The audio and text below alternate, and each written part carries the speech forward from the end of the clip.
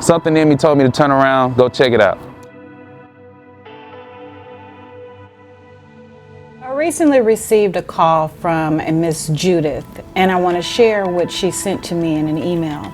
I witnessed a Metro employee save a man's life at Knox and North Victory. The man was parked in the middle of the road and traffic was proceeding around him with the assumption that his vehicle was broken down.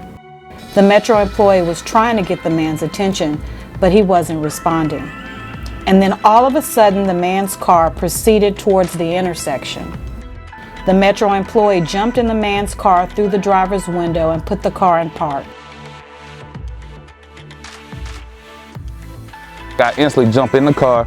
I throw the car in the park, and the car comes to a screeching halt. I instantly call 911, get emergency help. Somebody come help me out. Emergency teams arrived, made sure he was okay. A lot of people drove by, and I was even one of them. I drove by twice, but something in my spirit told me to turn around. He could have easily went out onto North Victory, and that could have been somebody's grandma, somebody's mom, daughter, family coming through that could have caused a major accident.